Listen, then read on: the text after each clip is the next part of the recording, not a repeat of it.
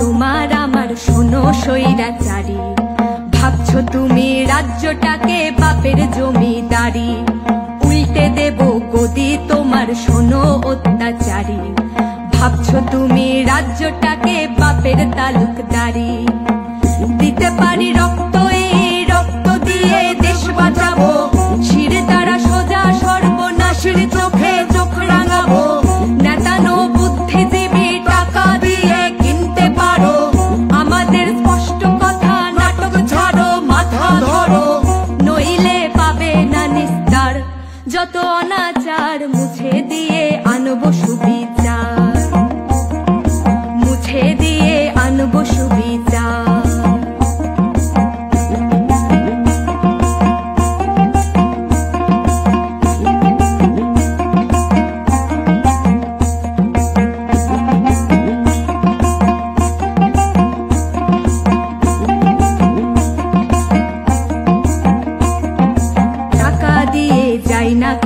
দেশের নর নারী, ভাবছো তুমি তোমার মতো সকলে ভিখারি, হাওয়ায় চটি পায়ে দিয়ে গায়ে সাদা শাড়ি, রাজ্যটাকে বানিয়ে দিলে ভাঙা গরুর গাড়ি।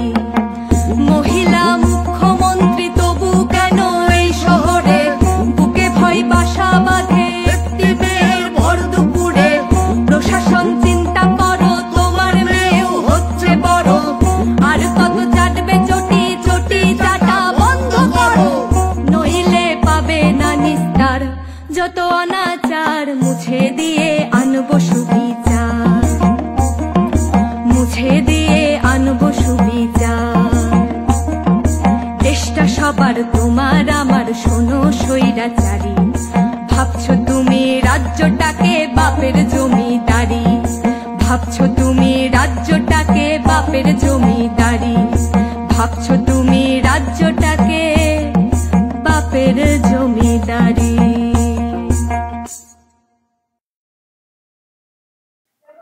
দর্শক, এই গানটা এসছে আমার কাছে, আপনাদেরকে শোনালাম।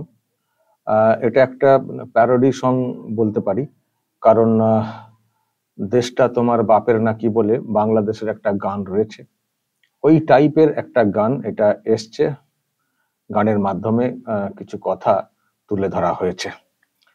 দর্শক, এইরকম গান টান তো আপনারা অনেক শুনেছেন, দেখেছেন, ভিডিও করা হয়েছে, অনেক প্রতিবাদী গান তৈরি হয়েছে আরজিকর কাণ্ডটা ঘটার পর থেকে, তার মধ্যে এটাও একটা। বলবেন কেমন হয়েছে এই প্রতিবাদী গান, বলবেন, এবং এই ধরনের প্রতিবাদ তো হওয়া তো উচিত।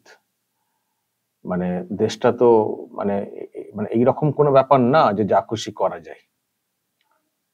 দর্শক, আজকে একটা বড় প্রতিবাদী কর্মসূচি যেটা হওয়ার কথা রয়েছে, আপনারা জানেন, ডাক্তাররা ডাক্তার দিয়েছেন এবং সেটাকে অনেকেই সমর্থন করছেন। আমি আপনাদেরকে ডাক্তারদের বক্তব্যটা আগে একটু শোনাবো, ওনারা কি ডাক্তার দিয়েছেন, কি বলতে চেয়েছেন, এবং যেটাকে অনেকেই সমর্থন করছেন। আমি আপনাদেরকে আগে শোনাই, তারপর আমি ব্যাখ্যাতে আসছি। আগে শুনুন। বিচার পেতে আলোর পথে, এই শীর্ষকে ওয়েস্ট বেঙ্গল জুনিয়র ডক্টরস ফ্রন্টের পক্ষ থেকে আমরা একটা কর্মসূচির ডাক দিচ্ছি।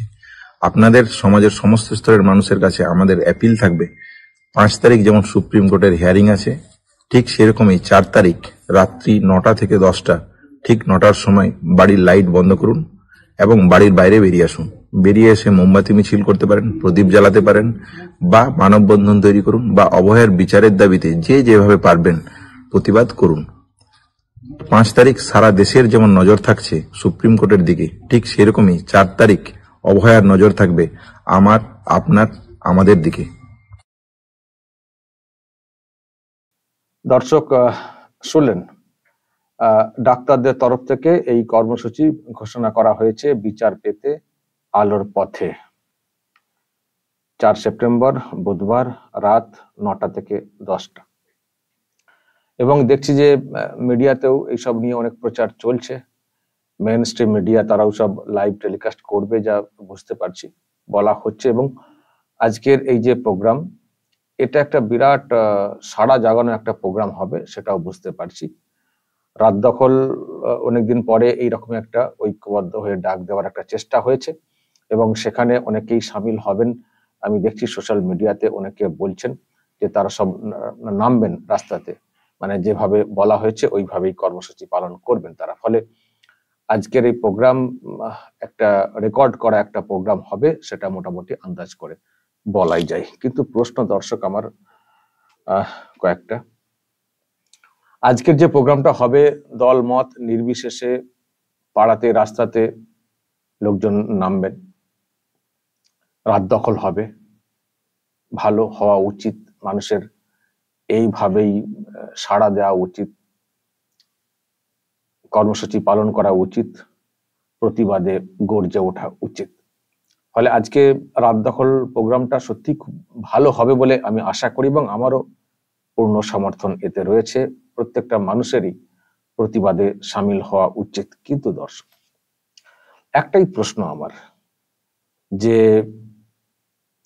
রাত দখল, রাস্তা দখল এসব তো হচ্ছে, কিন্তু আসল জায়গাটা দখল কিভাবে হবে, তার দিশাটা কোথায়?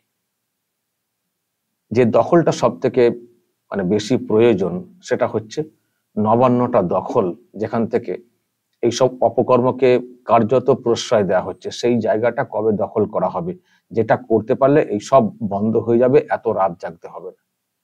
সেই দখলটা কবে হবে? আমি কিন্তু তার কোনো দিশা দেখতে পাচ্ছি না, এটা বলতে পারি। নন পলিটিক্যাল প্ল্যাটফর্মে অনেকেই প্রোগ্রাম করছেন, কখনো যাদবপুরের মোড়ে, কখনো ধর্মতলাতে, কখনো শ্যামবাজার মোড়ে, কখনো বা অভিযান র্যালি, এসব হচ্ছে। কিন্তু এর কংক্রিট রেজাল্ট সেটা কি দেখতে পাচ্ছি, বা তার কোনো দিশা আমরা কি দেখতে পাচ্ছি দর্শক? সেটা আর কি আপনাদের কাছে আমার প্রশ্ন। যে প্রচুর মানুষ রাস্তাতে নামছেন, প্রতিবাদ করছেন, ছবি আঁকছেন, আবৃত্তি করছেন, গান তৈরি করছেন, সব ঠিক আছে, কিন্তু যেটা না করলে এইসব অবস্থার কখনো পরিবর্তন হতে পারে না, যেটা হচ্ছে নবান্নটা দখল, বা ওই চেয়ারে, মানে মুখ্যমন্ত্রীর চেয়ারে বসে যিনি এই সবগুলোকে ধামাচাপা দেওয়ার চেষ্টা করে যাচ্ছেন, এখনো গলাবাজি করছেন, অন্যায়টাকে স্বীকার করছেন না, তাকে সরানোর বিষয়ে, তার চেয়ারটা দখলের বিষয়ে দিশা কোথায়? নিজেরাই নিজেদের মতো করে খেলছি, তারপর বাড়ি ঢুকে যাচ্ছি, তাতে রেজাল্টটা কি করে কি আসবে? আজকে এতগুলো দিন চলে গেল, 1 মাস ছুঁই ছুঁই, অনেক প্রোগ্রাম হয়েছে, অনেক কর্মসূচি হয়েছে, অনেক রাত দখল, দিন দখল হয়েছে। মুখ্যমন্ত্রীর মধ্যে কোনো পরিবর্তন কি আমরা দেখতে পাচ্ছি? কোনো পরিবর্তন দেখতে পাচ্ছি? আমি তো দেখতে পাচ্ছি না।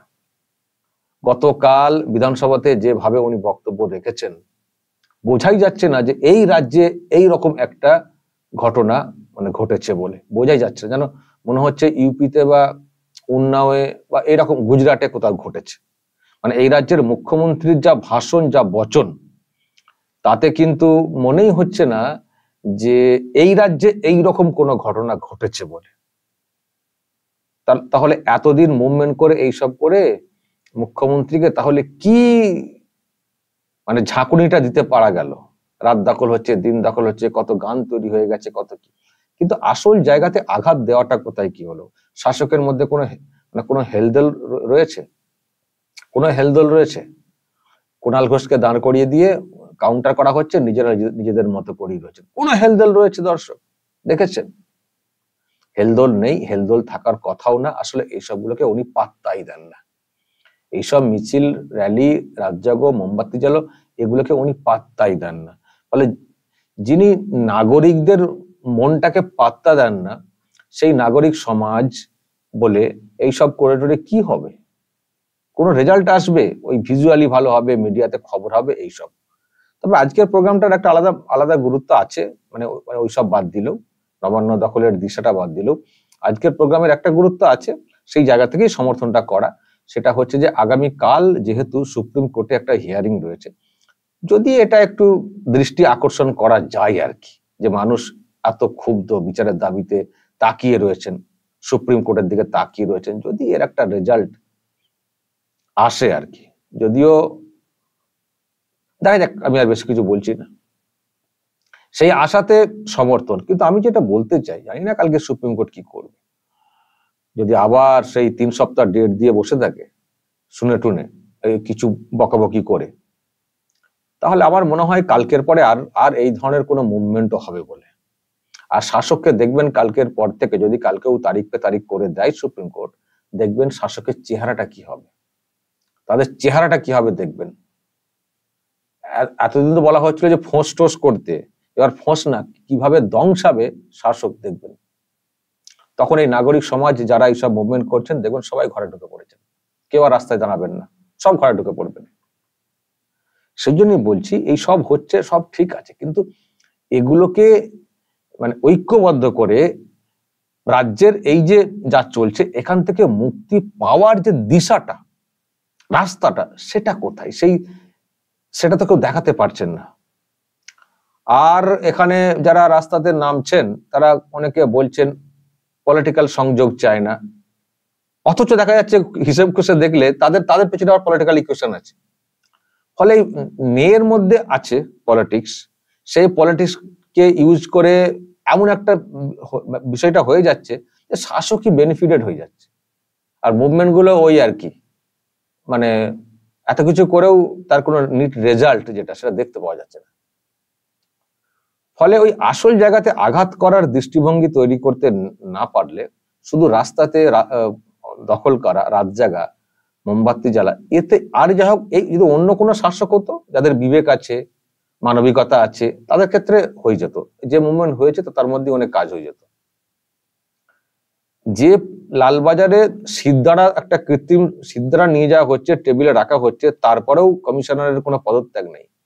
মুখ্যমন্ত্রীর সম্পর্কে এত কথা, এত মানুষ এত কিছু বলছেন, তার মধ্যেও তার কোনো হেলদোল নেই।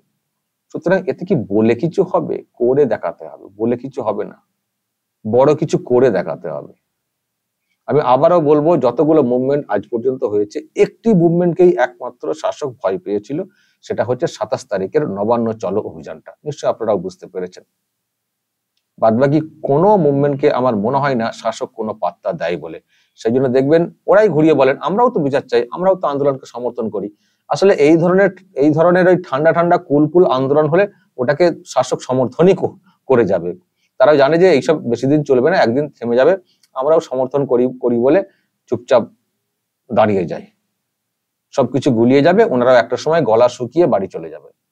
তাই হচ্ছে বিষয়টা, তাই হচ্ছে। আমি তো আবার বলছি, কালকে যদি ডেটটা একটু দেরি করে দিয়ে দেয়, দেখবেন আর এই মুভমেন্টও হবে না, আর শাসকের ফোঁস দেখবেন।